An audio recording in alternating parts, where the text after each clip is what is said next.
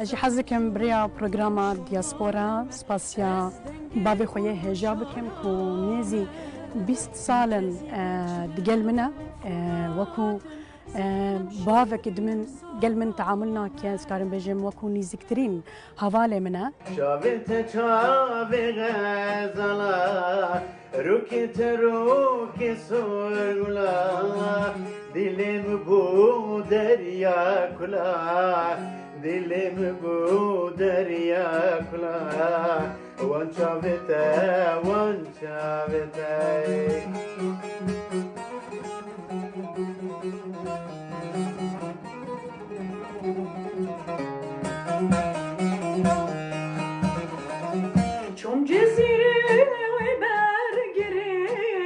تمنى من نيزي حفت صالبو من حج سترانغوتني ذكر لما كو هاتم سويدي من جلك حسكرين و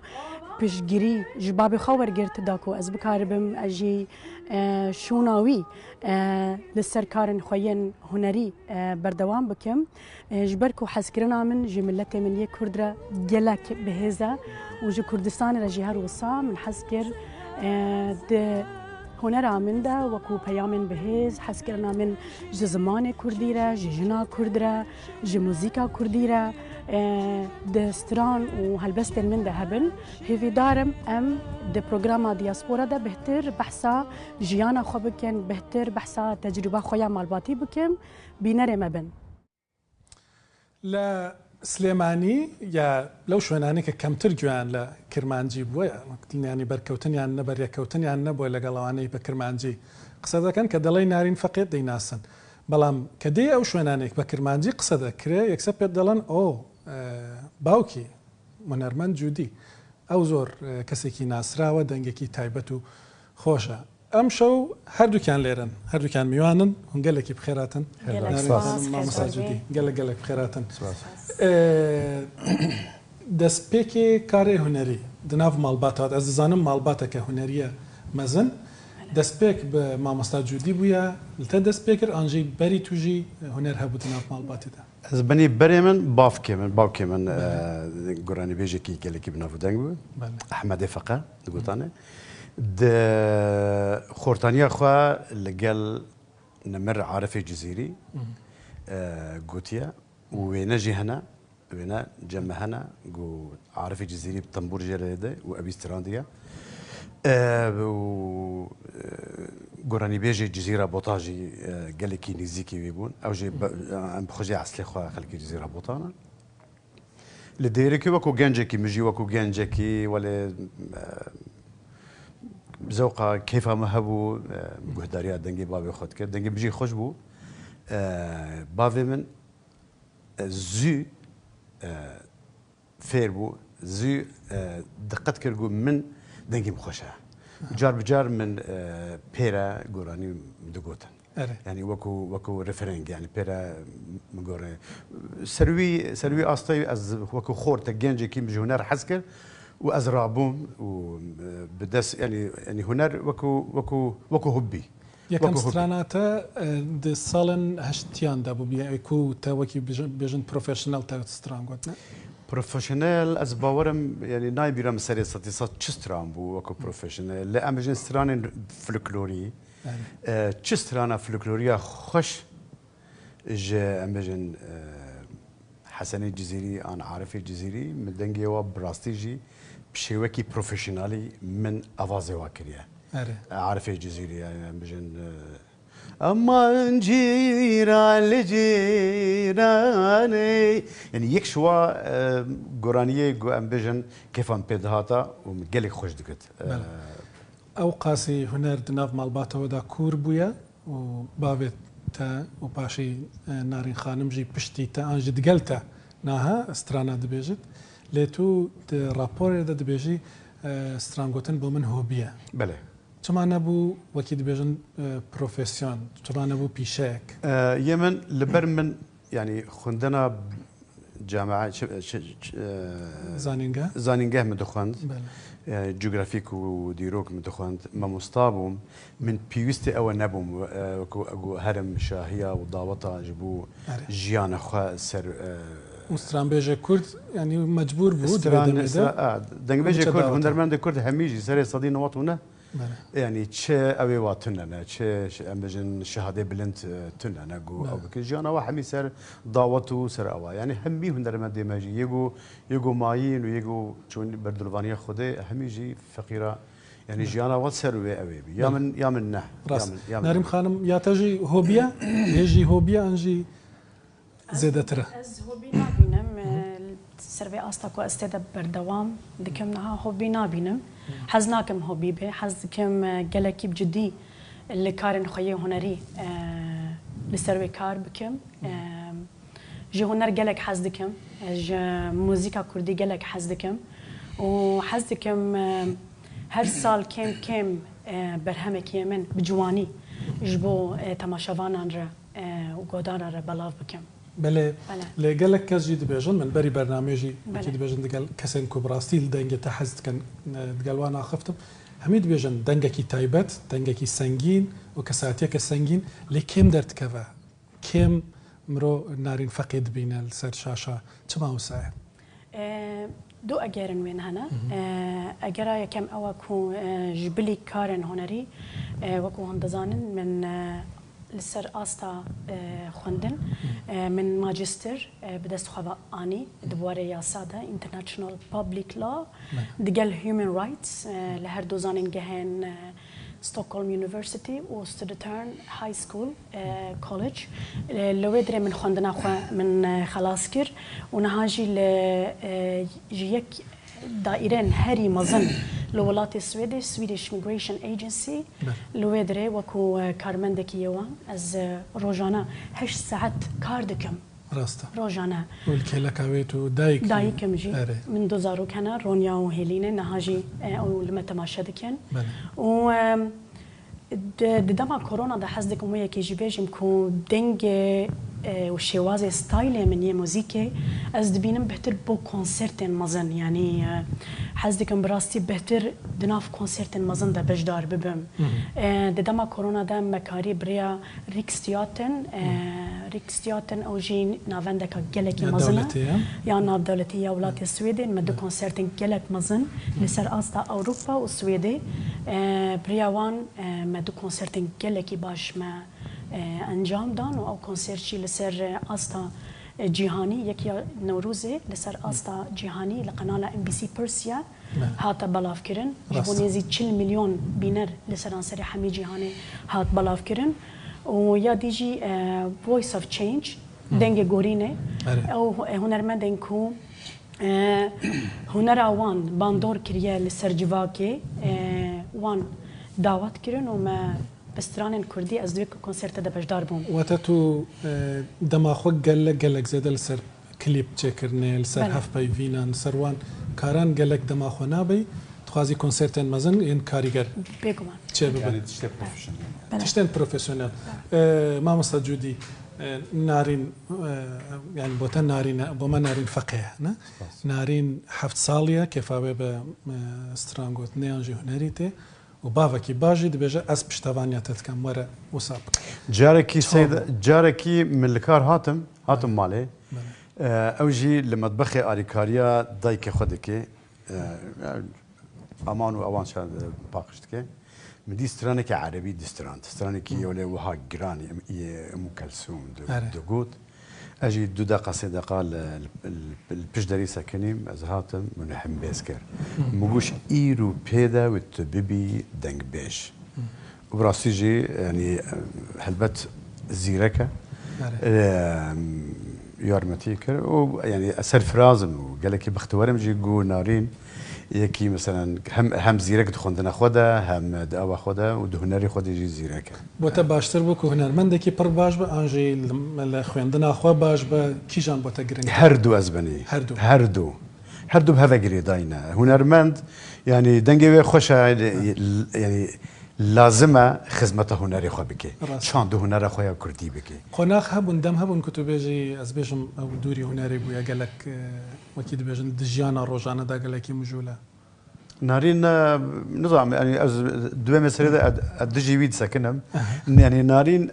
يعني كاري كي بروفيشناليه تشك كاري بكي بشێوەیەکی پرۆفشنێل دەکێ لێ کاتێوێ نینە وەختێوێ نینە یعنی شمرەتی خویاکردن ئەوژی وەکو هوبیە لێ هوبێکی ینی کوردی چ دەرێ ینی حەزەکە حەز دەکێ ینی لایف حەز دەکێت شتێکی وها ینی پێش بێخێ و سەرکەفتیە ڕاستە نارین خانم دەستگەهێ هەری دەستگەیەک و بڕیاردە لەسەر کۆچبەران لە سوێدێ کار دەکەی کەیس دێن و گەلێک جارە کەیسانە ڕاستن کەیسانە نەڕاستن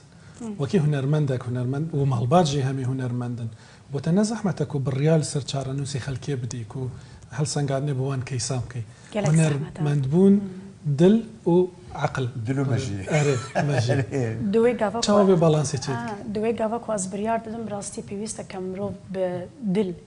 هزر نەکێ بهتر ئەو گەرەک لە ڕەوشێک گشتی بنێری کە کی حەقە بڕیار بستینێ و کی حەقە بڕیار نەستینێ بوارێدە دوێ ئەم قانونێ بنێرنە گەلێک جاران مەسەلەن بڕیار تایبەت ئەو شەرێ زەحمەتیە سووریا هات ئەنجامدان هەموو کەیسێن سووریا و هەموو کەیسێن کو تایبەت گرێدای ڕۆژاوای کوردستانی بوو من ئەو هەمی کەیس بڕاستی ژبەر و وجدانێ من قبول نەکرد من ئەو کەیس هەموو من ڕاکرد و من دان بۆ هەواڵێ خوا وەکو ڕێزگرتنێکیش بۆی مرۆڤ لێ گەرەک مرۆڤ بدل نەفکرێ سویدیژی منطقن سویدیژی دخوازن قانون چاوە بێنویساندن دەوێت گۆری قانونێ بڕیار بدەی ڕاستە واتە کوردبوون کارگەری لەسەردەدا چێ ناکە کۆبێژی وڵا بلعافە کوردە بلا وڵات دوی دەمیدا حەقنە ڕاستە تشتێکی کو بۆتە گەلک گرنگە بەری بەرنامێژی تەگوتە من بلا ئەم لەسەر باخبین بۆ من مەسەلا ژنان گەلک گرنگە و تەگەلک میناکژی ئینان و ڕەوشە ژنان بە تایبەتی ژنێن کورد لە ئەوروپا نەباشە چێ مەسەلە کێشا ژنێ ئەگە مرۆڤ بگشتی لە کێشا ژنێ بنێرێ کێشا ژنێ ئەس دەبینم کێشەیەکی جیهانیە کێشا ژنێ نەتەنێ بەس گرێدایی مە کوردانە لێ مخابن دڤان هەمبێژن 20 ساڵێن بوریدا کەچێن مە ژنێن مە ئاراستەی گەلێکی نەخۆشییا دەبن چ لە کوردستانە بێ یانجی چ لە ئەوروپا بێ ڕۆژانە ئەم دەبیسن و کەچێن مە و ژنێن مەش بەر سەدەمێن جیواکی بەر سەدەمێن ئۆلی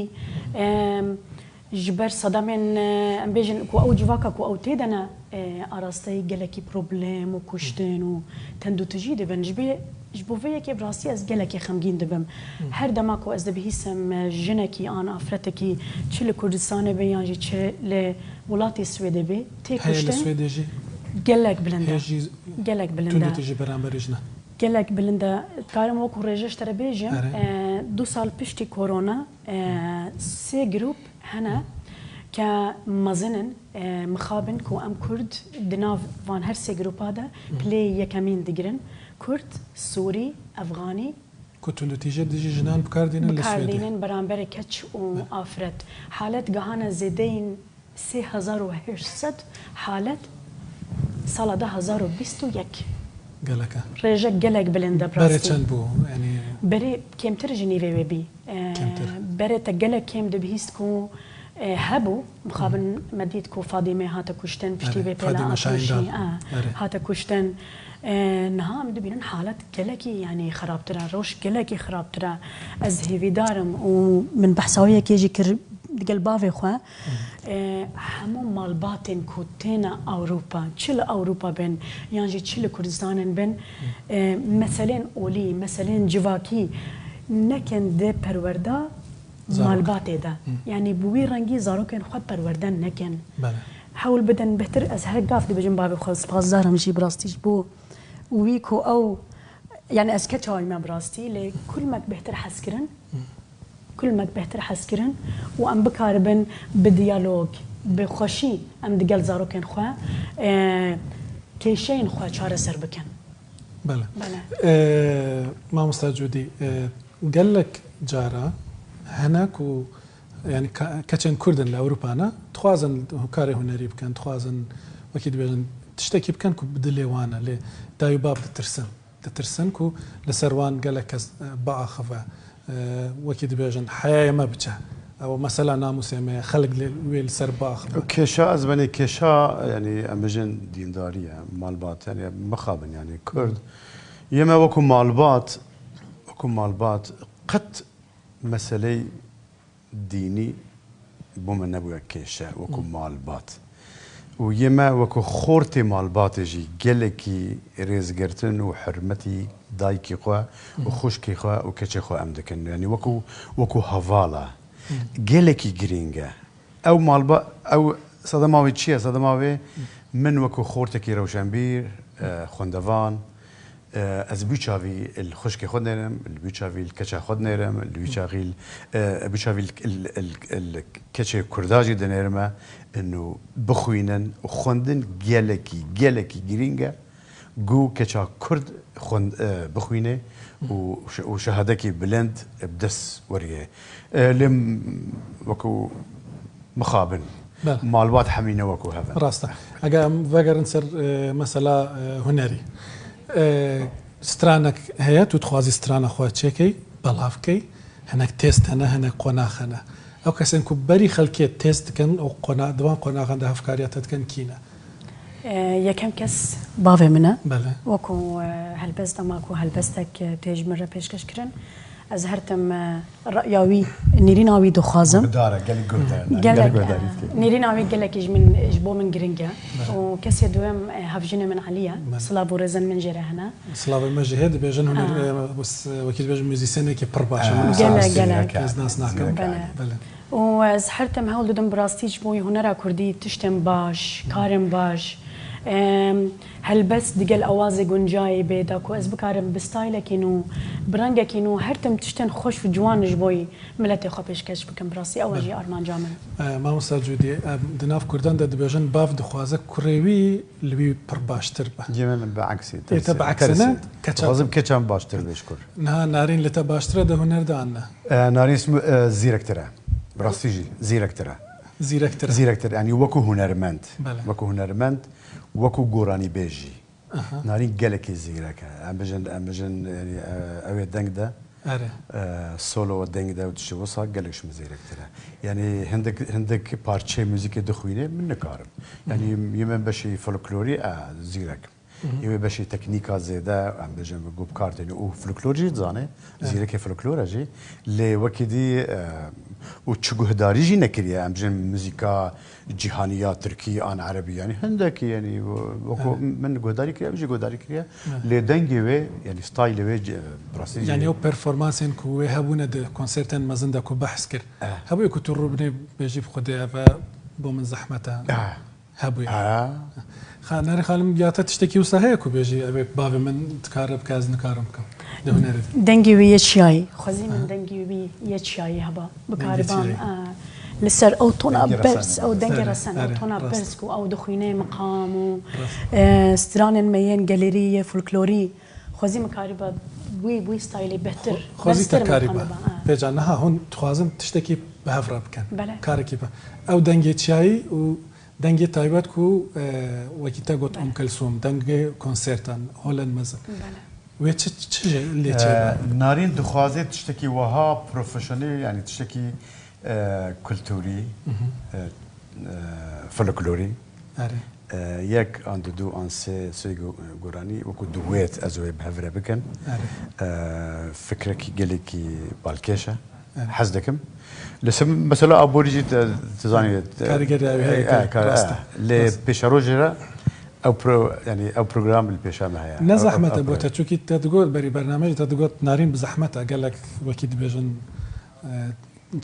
çawarwaniyên wê hene ku kwalîtê pir baş be nizam çi be yani narîn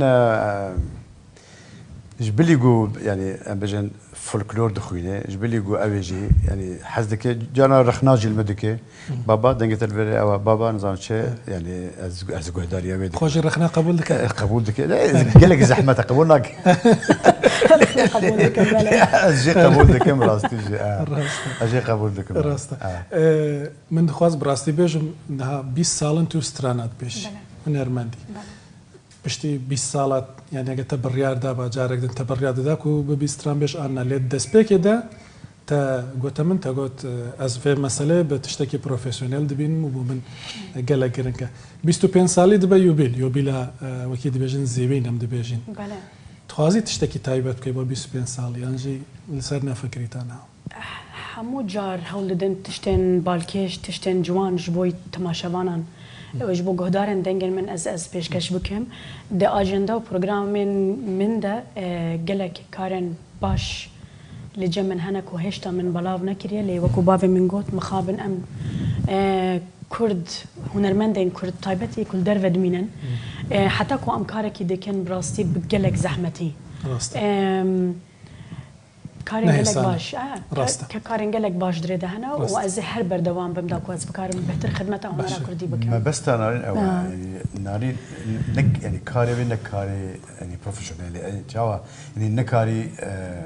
jiyana xwe ser hunerê rast gelekî girin gelekî giring e. Başa gelek spas mamosta Cudî hunermend narîn feqê ku hûn li vir bûn. Gelek spas gelekî